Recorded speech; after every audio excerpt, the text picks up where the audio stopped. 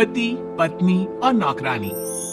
शीतल और अभिमन्यु की शादी को 5 साल हो चुके थे, लेकिन अभी तक उनका कोई बच्चा नहीं हुआ था। इसकी वजह से शीतल और अभिमन्यु परेशान रहते थे, लेकिन उन दोनों से ज्यादा परेशान थी शीतल की सास, यानी अभिमन्यु की माँ जानकी देवी। जानकी देवी चाहती थी कि जल्दी से जल्दी उनकी गोद में पोता या पोती आ जाए, और इसलिए वो अपनी बहू शीतल को लेकर एक दिन हॉस्पिटल पहुंची। डॉक्टर मैडम, जरा ठीक से चेक करके बताइए ना। कई बड़े बड़े डॉक्टर को दिखाया है, लेकिन मेरी बहू माँ ही नहीं बन पाती। मैंने शीतल को बहुत अच्छे से चेकअप किया है। देखिए, बात यह है कि शीतल के अंदर माँ बनने की कैपेसिटी नहीं है। ये आप क्या कह रही हैं डॉक्टर साहब? कोई तो इलाज होगा ना, कोई दवाई दे दीजिए। देखिए, कुछ प्रॉब्लम ऐसी होती है जिनका कोई ट्रीटमेंट नहीं होता। आई एम सॉरी टू से, लेकिन शीतल कभी माँ नहीं बन सकती, क्योंकि उसके यूट्रस में अंदर से ही कुछ प्रॉब्लम है। घर आने के बाद क्या हुआ माँ? कहाँ लेकर गई थी आप शीतल को?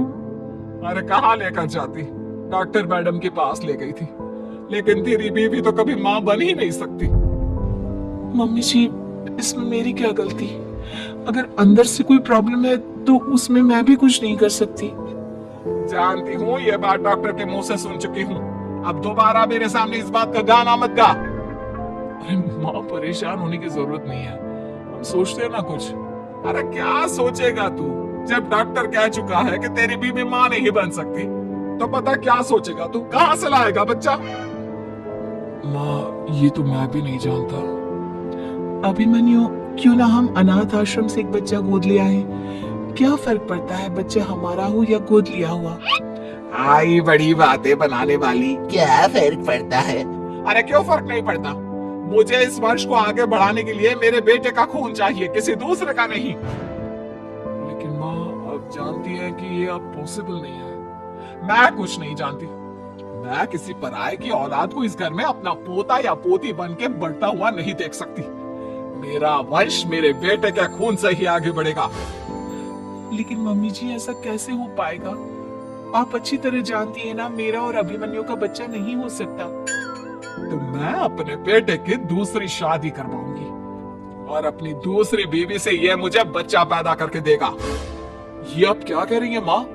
मैं किसी और से शादी नहीं करने वाला। मेरे रहते हुए आप अभिमन्यु की शादी किसी और से करवाएंगी? मम्मी जी, आप ऐसा कैसे कर सकती हैं? तू बस देखती जा बहू, मैं ऐसा कैसे कर सकती हूँ। कुछ दिनों के बाद, अभिमन्यु, मैंने तेरे लिए लड़की ढूंढ ली है। माँ, मैं आपको कितनी बार समझाऊं, मुझे किसी से शादी नहीं करनी है।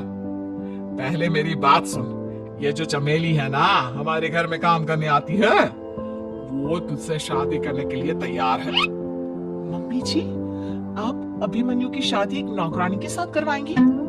वो इसलिए क्योंकि चमेली दिखने में बहुत खूबसूरत है, बच्चा भी सुंदर ही होगा।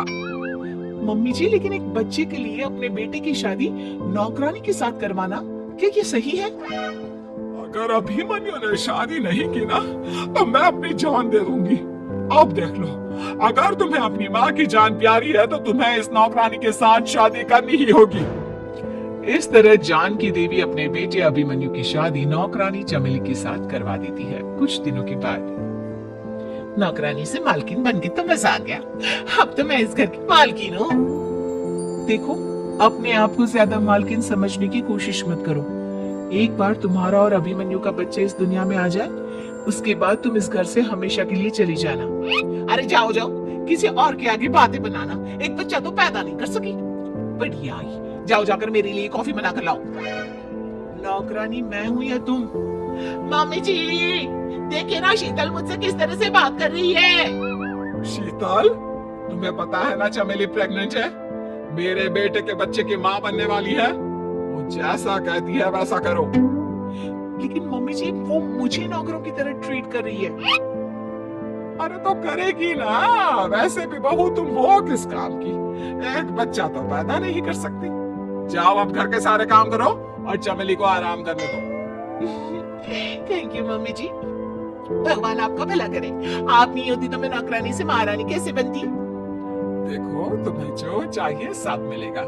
खूब खाओ पियो, मजे की जिंदगी जियो, लेकिन बस मुझे एक बच्चा पैदा करके दे दो। कुछ दिनों के बाद मम्मी, बच्चे के लिए आपने मेरी शादी चमेली के साथ करवा तो दी, लेकिन दिन और रात का चैन मिट गया है। सारा दिन शीतल और चमेली की बहस चलती रहती है। अब शीतल को इस घर में रखने से क्या होगा? मैं तो कहती हूँ उसे घर से निकाल दो, है भी किस काम की। मैं ऐसा नहीं कर सकता माँ, वो मेरी पत्नी है, उससे बहुत प्यार करता हूँ मैं। तुम्हारी पत्नी चमेली है, चमेली, उससे प्यार करो। अरे तुम्हारे बच्चे को जन्म देने वाली है वो। अभिमन्यु, मैं खुद ही इस घर से चली जाती हूँ।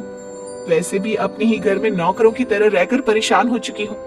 घर की नौकरानी मेरे ऊपर हुक्म चलाती है, वो तुम्हारी पत्नी बन चुकी है। अब मेरा इस घर में क्या काम?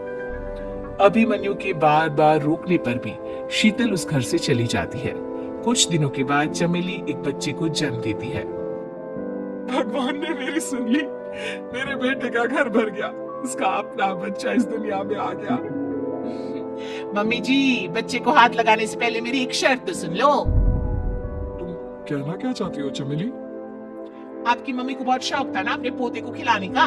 अब देखो, इस दुनिया में हर चीज की कोई ना कोई कीमत तो होती है। तुम अपनी आधी प्रॉपर्टी मेरे नाम कर दो, बच्चा तुम्हारे नाम।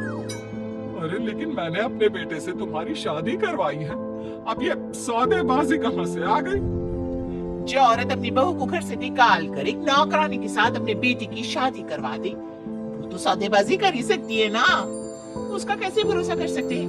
मुझे बस आप लोगों की प्रॉपर्टी चाहिए, उसके बाद ही बच्चे को आप हाथ लगा सकते हैं। मैंने कहा था ना मम्मी, आप गलत कर रही हैं। देखिए, उसका नतीजा आपके सामने है। जब शीतल को पता चलता है कि अभिमन्यु और चमेली का बच्चा दुनिया में आ गया है, तो वो अपने घर पहुंचती है। अभिमन्यु, कहाँ है आपका बच्चा? क्या मैं उसे देख सकती हूँ?